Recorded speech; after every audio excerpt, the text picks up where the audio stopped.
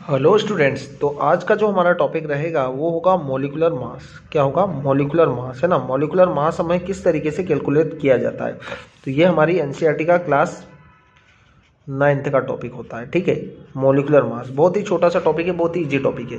तो हमें molecular mass किस तरीके से कैलकुलेट करना है, ये हमें आज सीखना है। तो हम क्या करेंगे, मॉलिक्यूलर मास कैलकुलेट करने के लिए सबसे पहले आपको क्या पता होना चाहिए, मॉलिक्यूलर फार्मूला, है ना। इसके पिछले वीडियो में मैंने मॉलिक्यूलर फार्मूला के बारे में डिटेल दिया हुआ है, तो आप वो वीडियो देख लें तो आपको मॉलिक्यूलर फार्मूला बनाना भी इजीली आ जाएगा।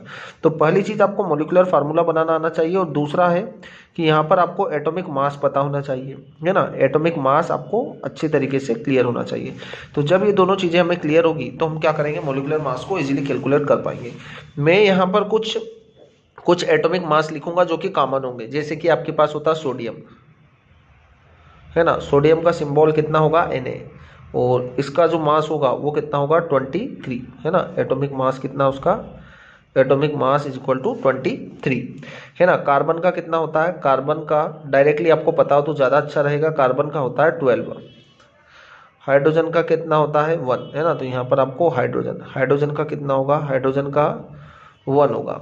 नाइट्रोजन का कितना होगा, नाइट्रोजन का होगा 14, कितना होगा 14। ऑक्सीजन का कितना होता है, ऑक्सीजन का होता है 8, ऑक्सीजन 8 होता है उसका एटॉमिक नंबर, तो मास कितना होगा 16 होगा।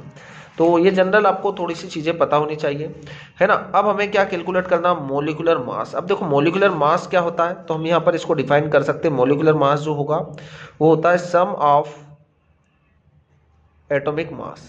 क्या होगा, सम ऑफ एटॉमिक मास। तो जो एटॉमिक मास का जो सम होगा उसी को हम क्या बोलेंगे, मोलिकुलर मास बोलते हैं। अब आपको क्या करना है, जैसे मैं यहाँ पर एक एग्जांपल ले रहा हूँ। जैसे मुझे कैलकुलेट करना हो सोडियम क्लोराइड का, है ना, सोडियम क्लोराइड।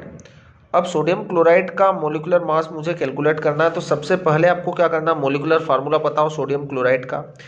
आपको पता है कि सोडियम के ऊपर होता है प्लस चार्ज और क्लोरीन के ऊपर होता है -1 चार्ज, है ना। इसके पिछले वीडियो में मैंने मॉलिक्यूलर फार्मूला को किस तरीके से बनाया जाता है ये सिखाया उसमें, तो ये आप थोड़ा सा पिछला वीडियो देख लेंगे तो ज़्यादा बेटर होगा। वैसे यहाँ पर क्लियर हो जाएगा। तो देखो सोडियम के ऊपर वैलेंसी कितना होता है 1, और क्लोरीन का वैलेंसी भी होता है 1। आप जब दोनों का क्रॉस मल्टीप्लाई करेंगे तो फार्मूला क्या बनेगा, NaCl। अब आपको यहाँ पर NaCl का मतलब सोडियम क्लोराइड का मास या मोलिकुलर मास को कैलकुलेट करना। देखो सोडियम का कितना होता है पता आपको, सोडियम का मोलिकुलर मास होता है 23 प्लस क्लोरीन का कितना होता है, तो यहाँ पर आप लिख सकते हैं क्लोरीन जो रहेगा वो कितना होता है 35.5। ठीक है, तो कितना होगा क्लोरीन के लिए होगा 35.5, टोटल कितना होगा हमारे पास 58.5।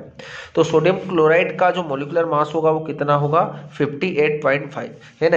ऐसे ही हमें निकालना है जैसे सोडियम कार्बोनेट का, जैसे सोडियम कार्बोनेट का हमको कैलकुलेट करना है मोलिकुलर मास। तो सोडियम कार्बोनेट का पहले हम क्या कैलकुलेट करेंगे, मोलिकुलर फार्मूला।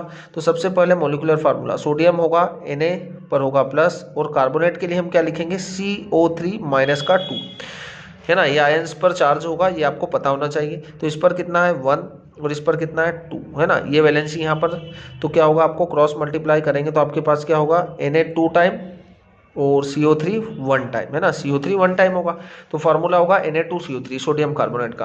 अब सोडियम का मास कितना होता है, तो हमने यहाँ पर देख ही चुके, सोडियम का मास 23 होगा, है ना। तो इसका मास कितना है 23। कितनी टाइम लिखना होगा आपको, 2 से मल्टीप्लाई करना होगा, क्योंकि सोडियम एटम्स कितने हैं आपके पास 2। ठीक है, फिर आपको सम करना है तो प्लस लगाएं बीच में। कार्बन का कितना होगा, कार्बन का होता है 12, है ना। कार्बन का 12 होता है, पीरियोडिक टेबल में भी आपको मिल जाता है।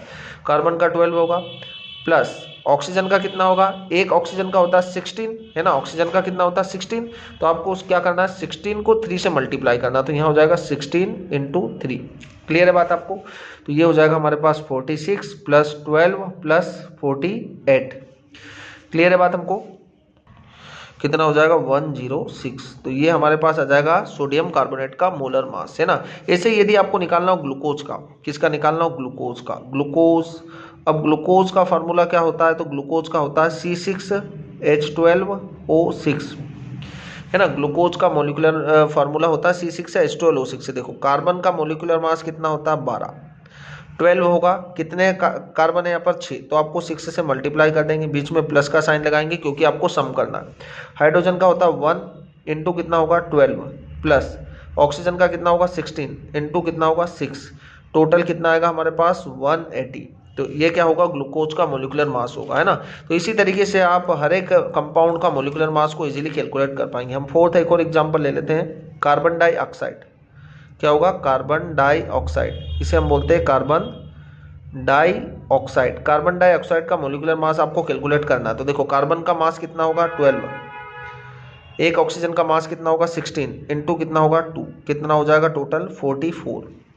तो ये आपके पास आएगा कार्बन डाइऑक्साइड का मोलिकुलर मास। ऐसे ही यदि आपको कैलकुलेट करना हो H2O का,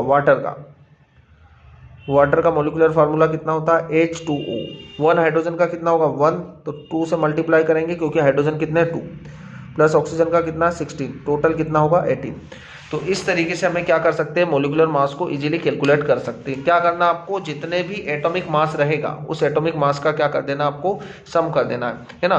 तो आप पीरियोडिक टेबल में भी देख सकते हो, और यहाँ पर भी मैं कुछ लिखा है मैंने यहाँ पर, है ना। तो ये सभी क्या इनके एटॉमिक मास है। जैसे सल्फर होता है ना, तो सल्फर का कितना होता है, सल्फर का होता है 32, ठीक है, सल्फर का 32 होता है, हाइड्रोजन का 1 होता है। इस तरीके से ऑक्सीजन, नाइट्रोजन, है ना, लिथियम होता है, लिथियम का 7 होता है, पता होना चाहिए आपको, है ना। लिथियम जो होगा, जनरल जो कॉमन यूज होते हैं, तो ये आपको जनरल पता होगा, तो आप किसी भी एटम का, सॉरी किसी भी कंपाउंड का मोलिकुलर मास कैलकुलेट कर पाएंगे। Thank you.